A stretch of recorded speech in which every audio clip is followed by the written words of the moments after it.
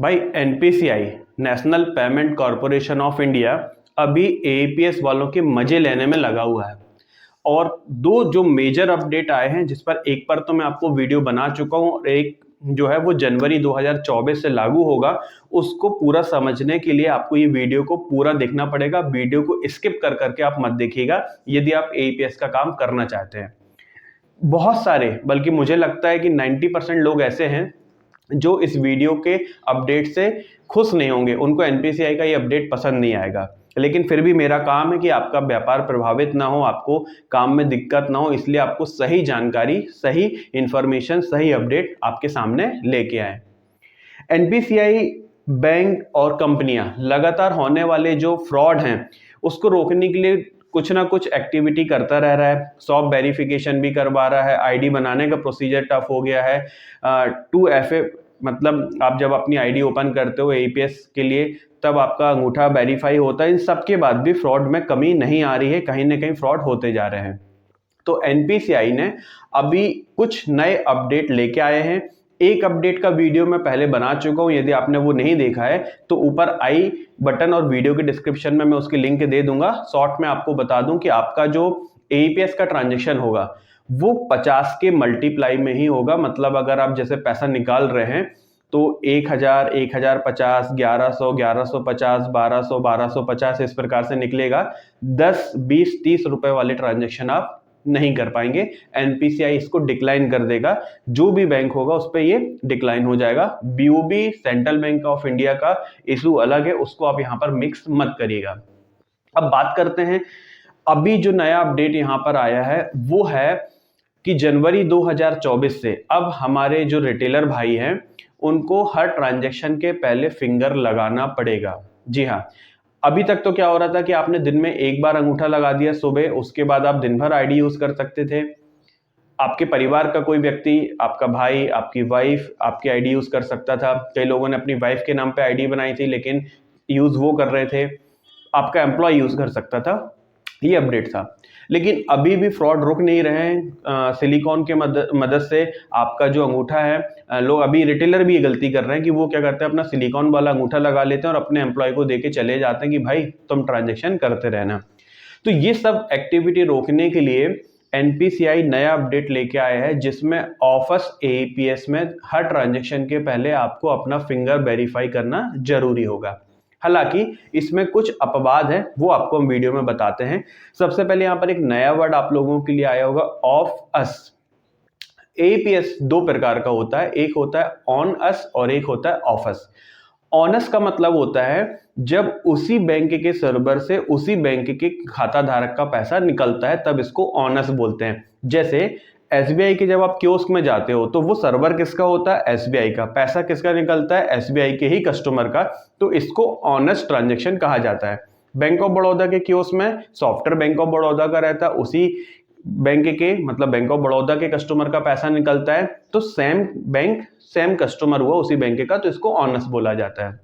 तो अभी तक ये जो नियम था वो केवल ऑनेस्ट ट्रांजैक्शन में था। अगर जो लोग बैंक ऑफ बड़ौदा का कियोस्क चलाते हैं वो जानते हैं कि हर ट्रांजैक्शन के पहले उनको अंगूठा लगाना पड़ता है।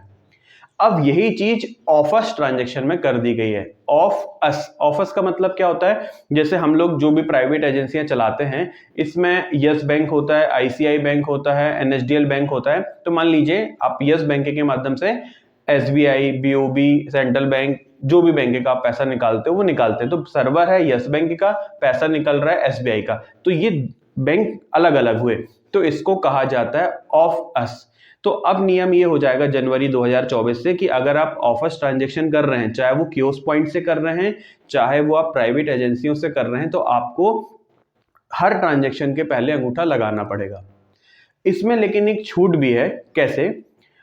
अगर मान लीजिए आपके पास अभी 4 ग्राहक बैठे हैं और हम मान के चलते कि हर ग्राहक में आपको 2-2 मिनट का एवरेज का समय लगेगा, तो अगर आपने पहली बार 10 बजे अपना फिंगर लगाया है और कस्टमर का आपने पैसा निकाल लिया है 10 बज के 1 मिनट 2 मिनट के बीच में, तो आप फिर से अगर कोई नया कस्टमर आ जाएगा तो आप उसका ट्रांजैक्शन कर लीजिए। मान लीजिए उसका ट्रांजैक्शन हो गया 10:04 पे, फिर आपने कोई ट्रांजैक्शन, तो यदि कंटिन्यूटी में आप ट्रांजैक्शन कर रहे हैं तो आपको अंगूठा लगाने की जरूरत नहीं है। लेकिन यदि मान लीजिए आपका अंगूठा लगे हुए अभी 3 मिनट हो चुके हैं और फिर नया कस्टमर आ रहा है, तब आपको फिर से अंगूठा यहाँ पर लगाना पड़ेगा। दूसरी सबसे चिंताजनक यहाँ पर जो रहेगा कि यदि आप जो बार बार अंगूठा अपना वेरीफाई करोगे, इसमें कई बार अगर फेल हो रहा है, फेल का रेट ज्यादा है, बार बार फेल हो रहा है, तो इसको सस्पिशियस माना जाएगा। और यदि ये 50% से ज्यादा हुआ, मतलब अगर आपने 10 बार अंगूठा लगाया, 5 बार फेल हो गया, 5 बार सक्सेस हुआ, तो इसको सस्पिशियस माना जाएगा और आपका या तो आईडी या आपका आधार को ही ब्लॉक किया जाएगा, ताकि आप वो ये मानेंगे कि इस आईडी से फ्रॉड हो रहा है या इस व्यक्ति के आधार से फ्रॉड हो रहा है, तो उसको बंद कर देंगे। आईडी बंद हुई, आप दूसरी कंपनी की ले सकते हो, लेकिन यदि एनपीसीआई ने आपका आधार ही ब्लॉक कर दिया, तो आप मान के चलो कि आपका कुछ नहीं हो सकता। अब आप किसी भी कंपनी से पैसा विड्रॉल नहीं कर पाएंगे। तो आपको अंगूठा लगाते समय भी ध्यान रखना कि आपका अंगूठा सही लग जाए, एक बार में ही वेरीफाई हो जाए। दूसरा, अगर आपका अंगूठा अलग अलग लोकेशन पे लग रहा है, मतलब आज आप यहाँ पे काम कर रहे हो, कल आपने दूसरी जगह कोई दुकान पर जाके अपना अंगूठा लगाया, या सुबह कहीं लगाया, शाम को कहीं लगाया, तो इसको भी सस्पिशियस एक्टिविटी माना जाएगा और इसको भी फ्रॉड की श्रेणी में रखा जाएगा और आपकी आईडी को ब्लॉक किया जाएगा। तो इस ट्रांजैक्शन में ये मुख्य यहाँ पर बातें हैं। तो आगे अब आपको यदि एईपीएस का प्रॉपर वर्क करना है, तो मैं अभी से आपको चेता रहा हूं कि आपको 3 चीजों पे ध्यान रखना है। 2 का मैं अपडेट दे चुका हूं, तीसरा भी आपको बता रहा हूं। अभी 50 रुपए के मल्टीप्लिकेशन में आपको ट्रांजेक्शन करना है, 10, 20, 30 वाला नहीं करना है। दूसरा ट्रांजेक्शन आपको कैसा नहीं करना है, जो मैंने आपको बताया कि हर ट्रांजेक्शन में आपको अंगूठा लगाना पड़ेगा। तीसरा यहाँ पर एक बात आ रही है कि कई बार कोई कस्टमर के एक साथ 2 या 3 बैंकों में खाते होते हैं। तो यदि मान लीजिए वो कस्टमर आया, उसने पहले एसबीआई से 10,000 रुपए या 1,000 भी निकाल दिया, दोबारा यदि वो उसी व्यक्ति का पंजाब नेशनल बैंक में खाता, उससे भी उसने निकलवा लिए, फिर तीसरा यदि उसका है XYZ जो भी बैंक में, तो वहां से भी अगर उसने पैसा निकाल लिया, तो यदि एक ही आधार के 3 अलग अलग बैंकों से लगातार पैसा निकल रहा है, तो इसको भी सस्पिशियस एक्टिविटी माना जा रहा है। ये ट्रांजेक्शन आपको नहीं करना है। कभी जेन्युइन ट्रांजेक्शन है, जेन्युइन कस्टमर है, उसके 2 बैंक हैं, 3 बैंक हैं, तो आप ये करिए, पहले एक बैंक का निकाल लें, फिर किसी दूसरे कस्टमर का निकाल लीजिए, फिर वापस उसका निकाल लीजिए। लगातार एक ही आधार का आप निकालोगे तो भी आपकी आईडी बंद हो जाएगी। तो ये 3 ट्रांजेक्शन पर आपको विशेष रखना है, अपडेट नजर रखना है। और एक और है जो मैं अपनी तरफ से आपको बोल रहा हूं, पिछले कई बार मैं वीडियो में बता चुका हूं कि आने वाले समय में IIBF का एग्जाम भी कंपलसरी हो जाएगा यदि आपको काम करना है तो अभी आप ये मत सोचो कि आपका 1,000 रुपए लग जाएगा, आप एग्जाम कैसे दोगे, नहीं। अगर आपका एईपीएस का काम अच्छा चल रहा है, इनकम आप कर रहे हो और आप चाहते हो कि आगे भी होता रहे, तो आप IIBF का एग्जाम पास करके रख लीजिए। कंपनियां किसी भी दिन इससे मांग सकती हैं, या फिर अगर आरबीआई या एनपीसीआई ने कंपलसरी कर दिया, मैंडेटरी कर दिया, तो फिर आप क्या करेंगे। तो ऐसे में आपका बिजनेस चला जाएगा। आपकी दुकान के आसपास यदि कोई व्यक्ति है जो कि IIBF सर्टिफाई है, उसको ये मौका मिल जाएगा कि वो आपकी दुकान का पूरा बिजनेस कैप्चर कर सकता है। तो पसंद नहीं आए होंगे अपडेट, लेकिन मेरा काम था आपको बताना, इसलिए इस वीडियो को लाइक जरूर से करें, शेयर ज्यादा से ज्यादा करें, और आने वाले भविष्य के जो भी अपडेट हम बता रहे हैं उसके हिसाब से आप तैयार रहें। वीडियो देखने के लिए बहुत बहुत धन्यवाद दोस्तों। आपका दिन शुभ हो। वंदे मातरम। जय हिंद।